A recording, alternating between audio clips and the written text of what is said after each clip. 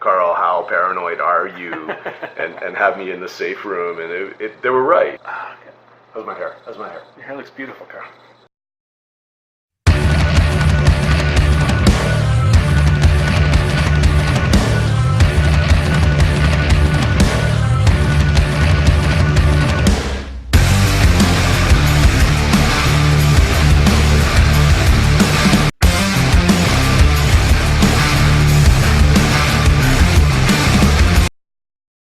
All right, welcome back to Simply Cyber. It's been a little while since we've been online, at least 6 months since we pumped out a video for reasons. I'm really happy today to have Karl Galbraith here. He is a recovering CISO with a wealth of knowledge and experience and tales to tell us. Thanks very much for being here, Karl. For sure. Hi, my name's Karl. I'm a recovering CISO. It's been 2 years since my last breach.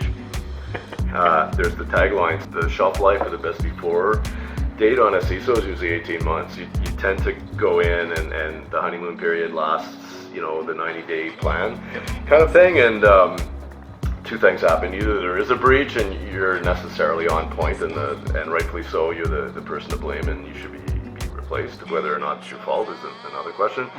The other shadow side of that is your grand plans tend to run out of budget pretty quick, and so of course you're continually telling them that the APTs are getting smarter, faster, better, and that we need smarter, faster, better equipment and really talented people, and so that message wears pretty thin. So either you start eating up your resume because you don't think you are building out what you need to your vision, or you see that at some point they're necessarily going to get breached and disappointed in you. So unfortunately it's an 18-month and out job, and so where I see the evolution is, let's talk about security as a business enabler.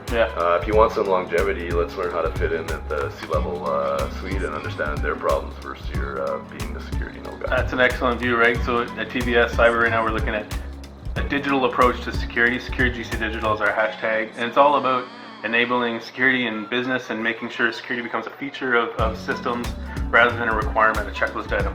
So I love hearing what you're saying. It definitely jives with what we're trying to get the community to start thinking about. Good, trying to stay here longer than 18 months. There you go. So what does a day look like? 18 months since your last breach, 2 years since your last breach. How do you do that? How do you get there for 2 years? Right. So maybe let's talk about current state. Sure. So day in the life in the kind of defense and depth world is, you start with your classic kind of what I call the endpoint, I'll say EPO, your SIM, and pick your big Gartner MQ old SIM guys, and in between you start to build up VA scans and whatever syslog type stuff you can get from the perimeter. So your UTM type of experience rolls in alerts and logs and all that good stuff, and you're kind of in this idea of building a hierarchy of logs from perimeter to applications if you can get them, to your data, and then you're doing VA scans, and you roll that all into a SIM, and you just stare at the monitor and look for alarms to go off. You could have a kind of a death by 1,000 cuts experience happening in the perimeter where you're, some of the IR paranoid people, I used to call them, more paranoid of it, would kind of go like, Karl, how paranoid are you? and have me in the safe room, and they were right in the sense of, my biggest fear isn't a really red tier 1 alarm that everyone can see. It's the kind of something happened and someone's in and out and now it's off again, and so I have no idea what the root cause was. I have no idea if somebody bad got in, and I've now lost his trail. It's a slow and low thing, right? It's not someone barreling into your front door, and no one's particularly noticing it. So you see in ITSM a whole bunch of closed tickets, right? And then eventually this thing starts to slowly take over your network and slow it down over time, and you realize, way back we had all the indicators of compromise, but they were death by 1,000 cuts. It's not necessarily going to tier 2, and it's certainly not going to your 1 or 2 smart guys at the top that are the system engineering guys that should probably be looking at the trend. Right. So what I'm hearing is there's a lot of issues with consolidation and collaboration, data not necessarily being transmitted or communicated across the layers as necessary. You've got this equal hierarchy and silo in terms of, tier 1 to tier 2 to tier 3 is a bit of what I call a vertical silo. Every so often a problem comes up and you go, we should surf that one across. This looks like the network guys, and the network guys at tier 2 go, this is kind of weird. It's a syslog kind of came out. Let's surf it over there. Once in a blue moon it happens and all hell breaks loose. And you go, why didn't you tell us? And what do you mean you've been seeing these alarms forever? And kind of everybody has a little dust up and gets in the situation room and does a root cause analysis and then goes away. Right. And you start to realize, well, wait a minute, those two silos should be talking to each other. Yeah. So you're also talking about centralized coordination of action, right? Well, what about decentralized? Like, especially within the government, we've got many security teams across many departments. What kind of role do you see them playing from an arm's length perspective? Okay, so there's a really good question. My view is you need to centralize the brains. Yep. So again, I refer to the tier 3 guys as my aces. They're the ones that are being proactive. They're the ones that are whispering to me that I saw something last night in a CTI report, heads up. And they would come and save my life, generally speaking, on the big kind of shell shocks of the world. On the other hand, the boots on the ground are equally important. And what I mean by that is endpoints. And encourage them to act like the tier 3 guy. Don't just give them really hardcore SOPs and go, your job is every 5 minutes to look at things, stare at the monitor, and escalate. Don't think. So you need to kind of have the boots on the ground people talking to the Air Force. That can be decentralized, but to overcome decentralization, you've got to have these kind of war room type teams that are cross-functional. Okay. This sounds like a great option for cross-training and succession planning as well. Absolutely. The first thing they want to do is be me. Mm-hmm. They want to either move up the food chain and be a security architect or the head of the SOC, or they don't want to be me and they want to be the contrarian kind of ethical hacker. The point I have is they're career focused.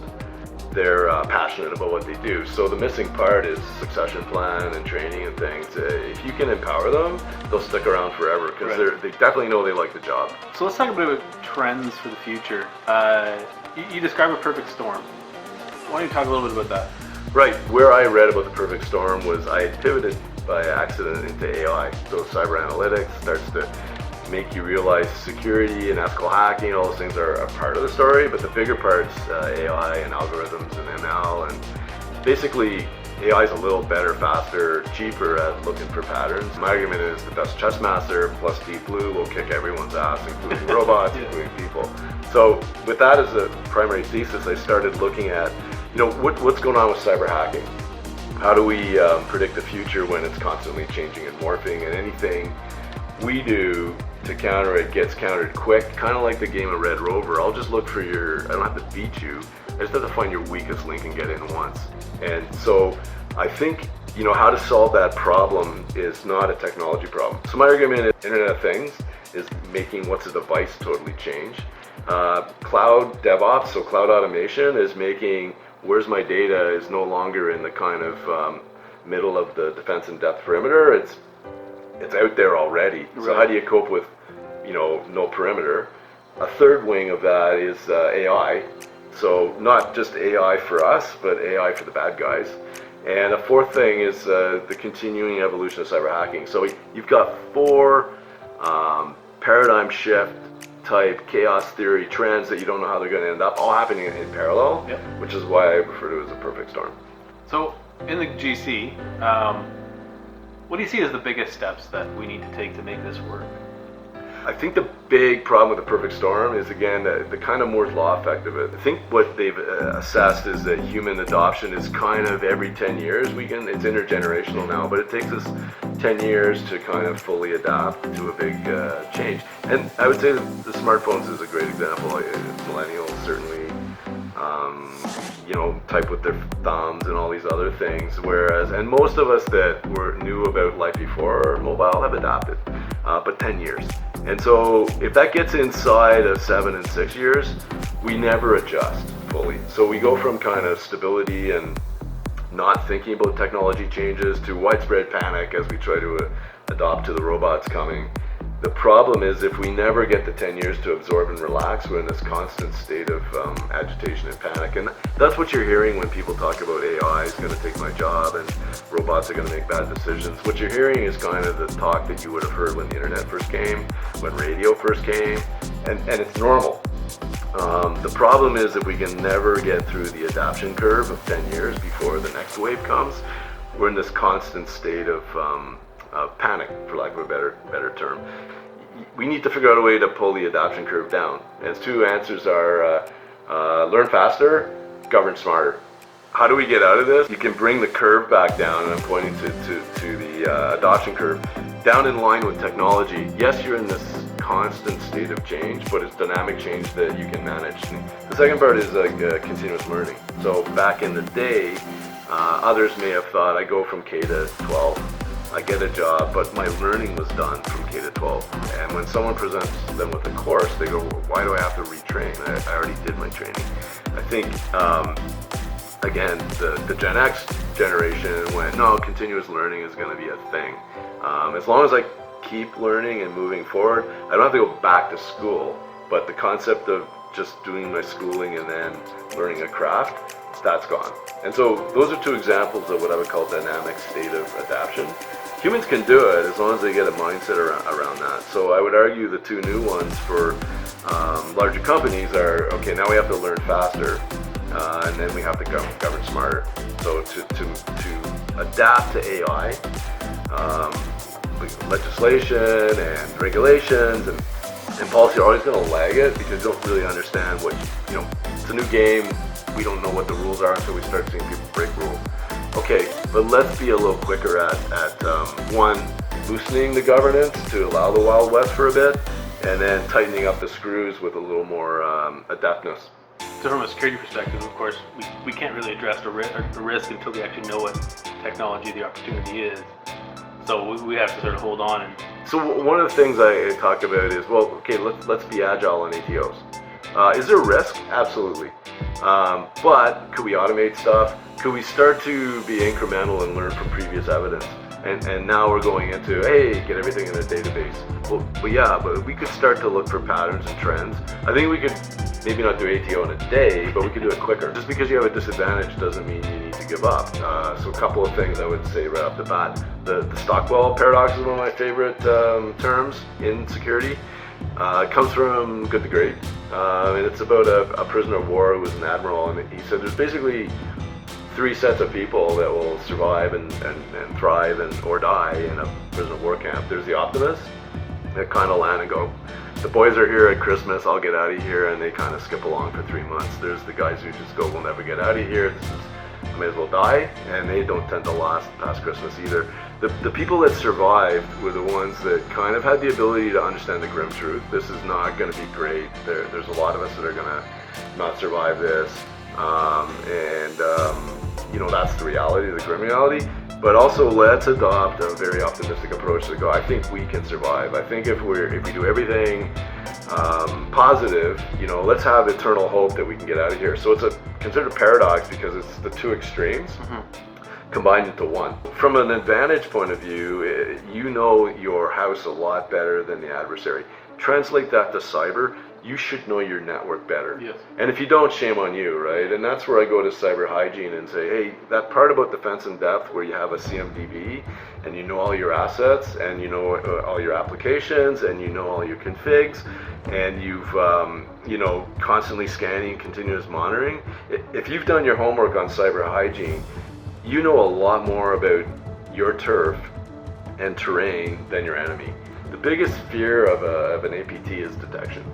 So they go through great lengths to patiently scope you out and get in and try to get in undetected and bury whatever methods they got in by. Their biggest fear is they know where the crown jewels are, but they're always going to have to expose themselves usually to get there. That's their biggest fear, is getting detected. So knowing that, start to set up your network to make it very, very, very hard to not necessarily get at the assets and exfiltrate, but like a casino, it's not getting in and getting to the money that's the problem, it's getting out.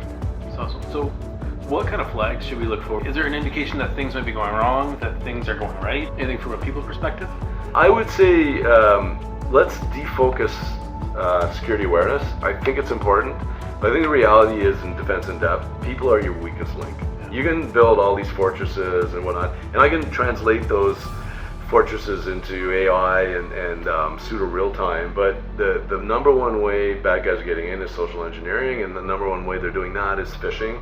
So either web exploits or email exploits. So take that out of people's hands as opposed to, I just got to train people better. It's be a little more realistic that 90% of the people in the industry are trying to do their jobs. They're not trying to do security. So let's focus on PAM. Let's focus on secure web browsers or things that can just prevent the kind of social engineering that's bound to happen. Is there anywhere you're speaking in the next little bit that we want people to come see? So a couple of things there. You'll see Steve at B-Sides. That's his ilk. If I go in there with the suit, they kind of throw tomatoes at me, and rightly so. Where I'll be appearing is countermeasures with a vendor in a Q&A type thing, talking about breakout time. But back to my, let's talk about it from a CISO perspective and why I have a half-life of 18 months and how I could extend it. Okay, so get into some conferences, come see Karl, guys like Karl, and ask some questions, learn something new. Tales of Recovering CISO. Thanks for letting me talk, Tim. Thanks a lot.